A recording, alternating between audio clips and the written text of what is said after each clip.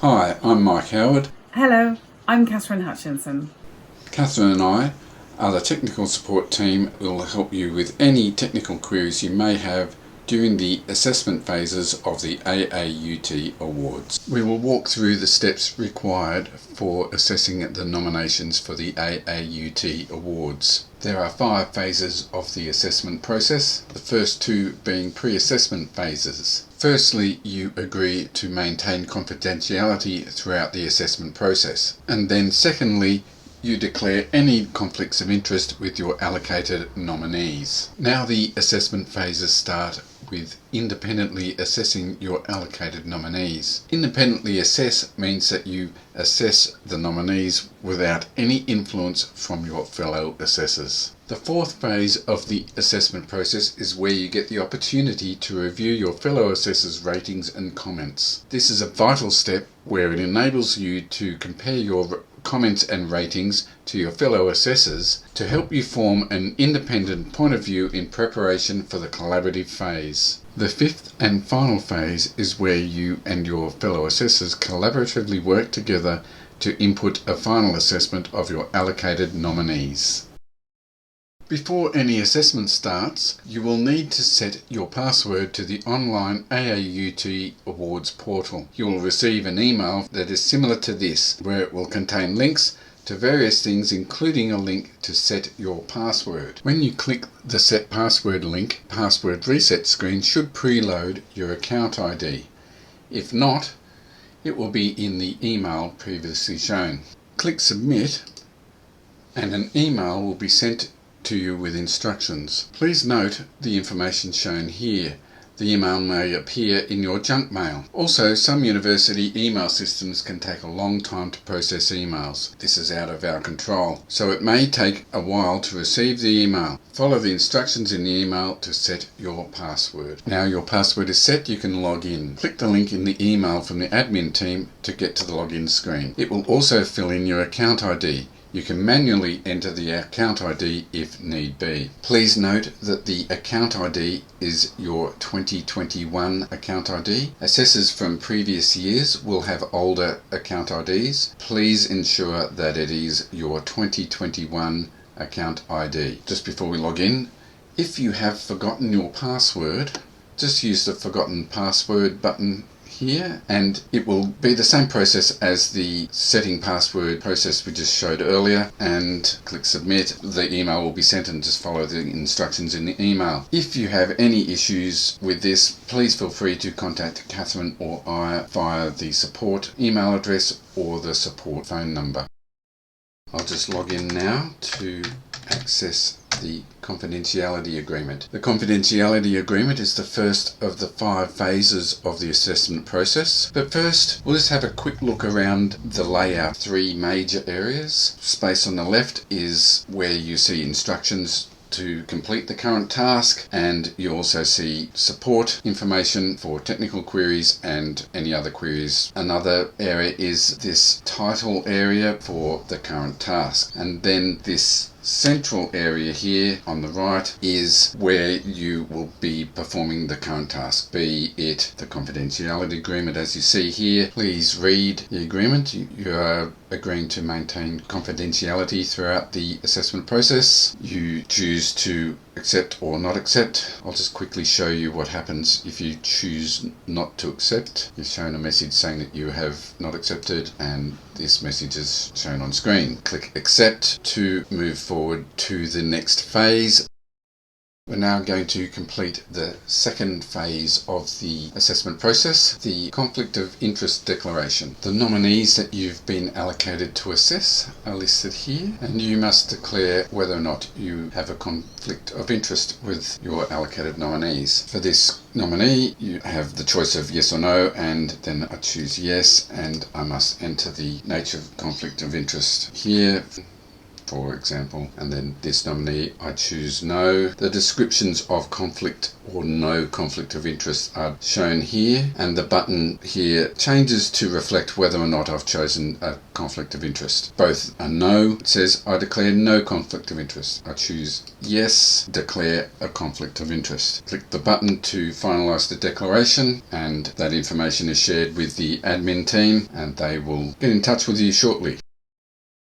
We've now reached the third phase in the assessment process, where we independently assess each of the allocated nominees. Just click Login. Instructions for the assessment process are listed here. Now your allocated nominees will be listed up the top here. The first thing you must do is gain access to the nominee submission, and you do that by clicking Email File. So for each nominee, click Email File. File was sent successfully. Do that for each of your allocated nominees. Log out, access them via your email, then read them and come back to do the assessment. Just log in. So assessing the first nominee, it lets you know when the file was emailed to you. Here we have the assessment scale for the first criterion, and then we've got areas to enter, strengths and areas for improvement based on that criterion, and so on throughout the assessment interface. Then we have an overall rating. Please enter 3 to 5 overall strengths and 3 to 5 overall areas for improvement into this box here, and then this final box is a place to communicate information about the nominee submission to the awards committee. Note that the assessment boxes are outlined in red as letting you know that it is waiting to be used. Rolling over these slider divisions highlights what they mean. In the citation award category, we have access to the assessment rubrics here. In other awards categories, full assessment rubrics in the instructions on the left-hand panel. So select an area on the slider that fits the criterion here. Enter in the 3 to 5 strengths. You can make this text area bigger and smaller by dragging that up and down, and so on. And then finally click Save/Submit to submit your assessment. Notice that there are some things that are incomplete. The interface will actually remind you, saying here at least one of the sliders has not been used. Do you want to continue to save? You can press cancel and it just takes you back to the screen to then continue the assessment, but you can click save and it just says thanks for the submission. However, it just reminds you that you haven't completed it. That's okay. You have until an end date. This is just showing this in the test environment, and when you are doing the assessment it'll be the actual end date, whatever that is. And the times are always shown in your local time.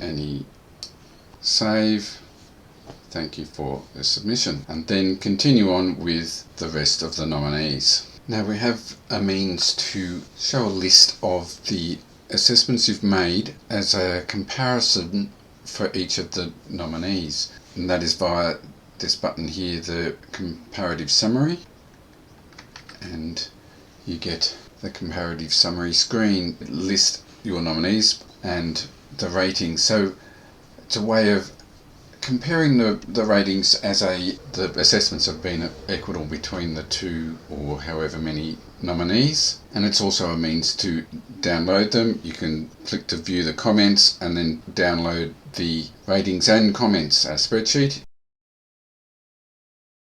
We're now entering the fourth phase of the assessment process, the review phase. Just before we move into that, it is important to remember that during each of these phases, especially the assessment phase, that you can log in any time to complete those assessments. So it's not required that in one sitting that the assessments need to be completed.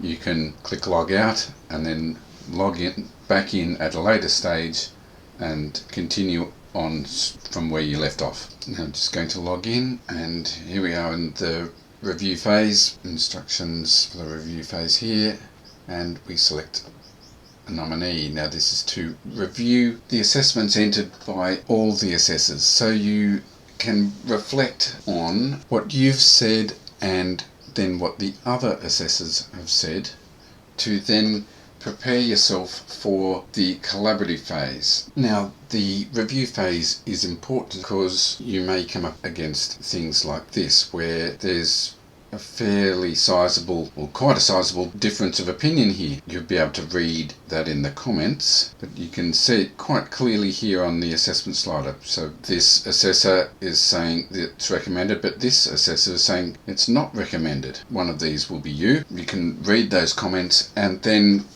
reflect on the reasons why each of your assessors may have made these decisions to be prepared for that collaborative phase. Hence the reason for this being an important part of the assessment process. In the review phase, you have access to the comparative summary to do a comparison with your fellow assessors in the one screen.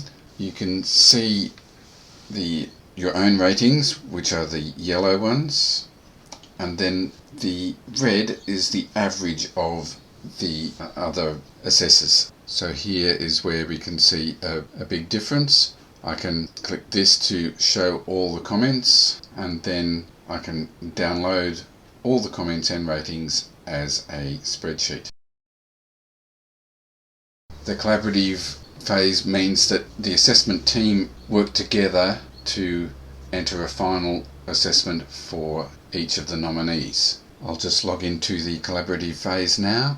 Much the same interface as previously seen. I'll select a nominee. Here we are looking at the collaborative assessment interface. Looks identical to what we've seen before, but this is a shared environment now, and I'll demonstrate what that means in a moment. But firstly, on the left we have the instructions, and at the bottom though, this is a new thing for the collaborative phase, we can see the other assessment team members. This is only a small team of 2. You possibly will be in teams of 3 or more. I can click the name to send an email to each of the assessment team members. That will just load up a blank email ready for you to type an email message to them. Or if I wanted to send a message to the entire group, clicking this will then do the same thing, load up a blank email in your chosen email client to then send an email to the group. Now the green ticks here are letting me know that each of these team members are logged in, that being me, that being the other team member. Now we'll have a look at the interface. The fact that it is a shared environment means that only one member of the assessment team can operate, say, the slider, and only one member can enter comments at any one time. So firstly we'll just have a look at the slider. What I have here is the other team member logged in, so I'm going to show you what the screen looks like when the other team member is operating the slider. So the other team member is operating the slider, and you can see the slider now is grayed out, and it's letting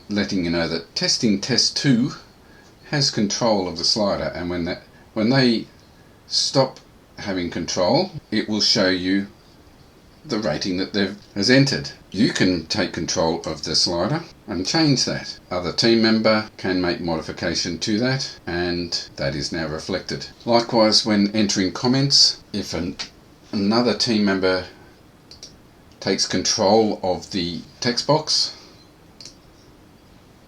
it lets you know that this text box is now currently being edited by another team member. I cannot make any edits while someone else has control. So it's important to remember that if you have control of the text box, and if you have finished with that text box and do not need control anymore, you must remember to close it by either clicking save or cancel. I'll show you that in a moment. Other team member still has control, as you can see here, and they can enter some text, and then they can click save, and then that is reflected on this screen here. Now if you want to edit that text, you can now, because the other team member has relinquished control. Now you have control. The system says here, currently being edited by you, click Save or Cancel to relinquish control. So I might change that to add some more, and then click Save. To save that relinquishes control and saves the text. We don't have Save Submit bar down the bottom. When the slider is dragged, it automatically saves. So once I click and then let go of the slider, that rating has been saved. As I enter more text, the difference here is I must click either cancel or save. If I click cancel, that will not save what I've entered and then also relinquish control. Notice that was not saved. Now on the slider we can see a few things here. We've got the current collaborative rating, which can be edited. Here is my individual rating, and then at the bottom we've got the peers individual ratings, so your assessment peers. So I'll just scroll right down the bottom to show you the legend here. Peers pre-collaborative rating, that's the ratings entered by your assessment peers. They're not named here because it's not important to worry about the names. It's more important to actually concentrate on inputting that collaborative assessment. You still have access to the pre-collaborative comments. You can click this button here to view them. They can be read there, and show and hide, show and hide, and then if needed they can be appended to the text that's been entered into the comment window there. So if I click this button, they are appended to that text box.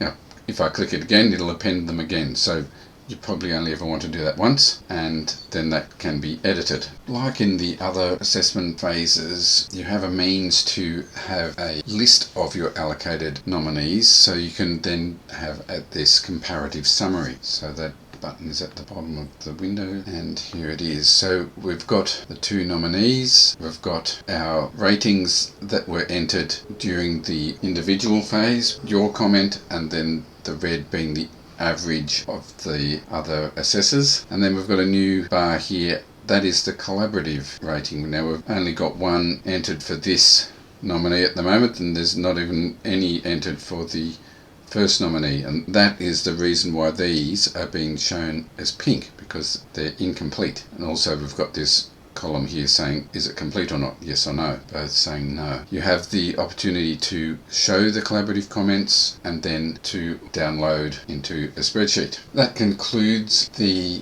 introduction to SparkPlus, the awards portal, but please feel free to contact Catherine or I if you have any technical support queries. Phone number and the email address is shown in the left panel, and also if you have any other AAUT related queries, the email address and phone numbers are shown there. Okay, thank you and all the best.